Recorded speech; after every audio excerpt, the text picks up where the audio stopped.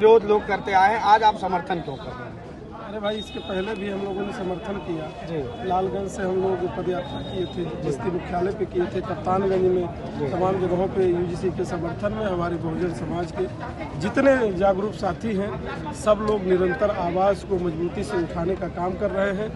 जैसा कि आप जानते हैं कि बहुजन समाज यानी पिछड़े दलित अनुसूचित जात के बच्चों के साथ, ओबीसी के बच्चों के साथ यूनिवर्सिटियों में किस तरह से जिस तरह से यूजीसी बिल आया उसको लेकर के आप देखे होंगे कि तमाम सामान्य वर्ग के लोग मारपीट करने का काम कर रहे हैं। हम कह रहे हैं भाई, आप लोकतंत्र में सबको आज़ादी है अपनी बात रखने के लिए, आप संवैधानिक तरीके से आवाज़ उठाओ। तो निश्चित तौर पे पूरे देश और प्रदेश में यूजीसी के समर्थन में सारे लोग जग चुके हैं। आप देख रहे हैं कि अलग अलग संगठनों के लोग, तमाम सम्मानित वकील, सम्मानित जो है शिक्षक, तमाम लोग अपने घरों से निकल करके और पूरे मजबूती से यूजीसी का समर्थन। यदि लागू नहीं होता तो आगे क्या तैयारी है? अरे भाई, आप पत्रकार साथी, लागू काहे नहीं होगा? ये जो भी नेता सो रहे हैं, जिनका जमीर जो है मर चुका है, इनको जगाया जाएगा। चुनाव नज़दीक है, ये जितने नहीं बोल रहे हैं इनको सबक सिखाने के लिए एक एक नौजवान आवाज़ उठाएगा। आज हमने लोगों से, सारे लोग चाहते हैं कि लोग क्यों नहीं बोल रहे हैं, ये सबका प्रश्न है। कौन सा नेता सो रहे हैं? अरे भाई, आप पत्रकार हैं, कौन सा नेता बोल रहा है यही बता दीजिए, कौन सा नेता? आप सबक की बात कर रहे हैं, कैसे सबक सिखाएंगे? सारे नौजवान हैं, देखिए नौजवानों को प्रताड़ित किया जाता है, यूनिवर्सिटियों में पढ़ रहे हैं। हमारे साथ आज भी भेदभाव होता है। हम अगर अपनी बात रखते हैं तो लोग गाली गलौज देते हैं, माँ बहन की यूजीसी पे गाली मिल रहा है। तो ऐसे लोगों को समय आने पर सबक सिखाया। क्या लगता है आपको, कोर्ट का निर्णय किस तरफ जाएगा? कोर्ट का निर्णय, सरकार का निर्णय बहुजनों के पक्ष में आएगा। एक तरफ 85 वोट है, एक तरफ 15 वोट है, 85 ही सरकार बनाएगी। इसलिए मोदी जी को भी झुकना पड़ेगा, ये बात मैं कहना चाहता हूँ। एक चीज में जानना था, अभी युवा हैं जी, बेरोजगार काफी बड़ी संख्या में आपके साथ जुड़े हुए हैं जी। तो ये नहीं चाहिए कि स्किल डेवलपमेंट पे सरकार नहीं काम कर रही है, उलझा रखी है इसमें यूजीसी में, समर्थन में, विरोध में। युवा सड़कों पे है, समाज की स्थिति काफी खराब होती जा रही है दिन प्रतिदिन।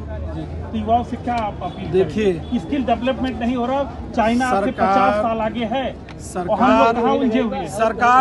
सरकार जो है 2014 में, 2017 में, 2019 में, 2024 में, 2022 में किसकी सरकार बनी? भारतीय जनता पार्टी की सरकार बनी। इस सरकार के बैठे हुए मंत्री, पिछड़े दलित समाज के मंत्री, इनके पास केवल गाय है, गाय माता है, उनकी चर्चा करेंगे।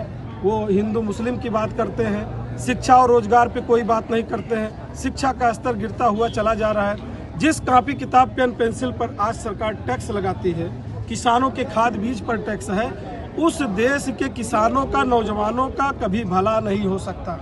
निश्चित तौर पे सरकार को इस पे संज्ञान में लेना चाहिए कि किसानों के जो यंत्र है उस पर हमको टैक्स फ्री कर देना चाहिए, और जितने हमारे स्टूडेंट हैं उनके कॉपी किताब, पेन पेंसिल पर भी भारी छूट देने की आवश्यकता है। आप जानते हैं प्राइमरी और जूनियर विद्यालय में हालात क्या है, उसमें किसके बच्चे पढ़ने जाते हैं? किसी राजा का लड़का जाता है क्या? किसी कलेक्टर का लड़का जाता है? नहीं जाता है। वहीं आप देखेंगे प्राइवेट विद्यालय में 4000 रुपया महीना फीस, 4000 रुपया महीना। अरे बताओ ना भाई, शिक्षा का स्तर क्या हो गया? कहाँ जा रहे हैं लोग? कहाँ पढ़ा पा रहे हैं अपने बच्चे को? समय से फीस तक नहीं दे पा रहे हैं। ये सरकार हर मामले में फेल। एक घटना में और आप लोगों ने पत्र सौंपा अभी साथ में, वो क्या मामला था? ये मुंडेरवा में हमारे साथी हैं, क्या नाम है आपका? धर्मेंद्र कुमार जी हैं। इनको कुछ सामंतवादी गुंडों ने मारने पीटने का काम किया। सीआरओ महोदय को मैंने चेतावनी दिया कि ऐसा ना हो कि हम लोगों को फिर सड़कों पे उतरना पड़े, और क्रॉस मुकदमा लिखने का काम मुंडेरवा थाने में हुआ है, ऐसी जानकारी प्राप्त हुई। तो हम बस्ती के कप्तान महोदय से मांग करेंगे कि निष्पक्ष जांच हो, कोई कितना भी ताकतवर हो। जहां तक मुझे लगता है कि कप्तान महोदय जी इसके अलग अलग जनपदों में कार्य किए हैं, निश्चित तौर पे यहाँ भी एक बेहतर कार्य करेंगे। सबको साथ, सबकी बातों को सुनने का। ठीक, थैंक यू।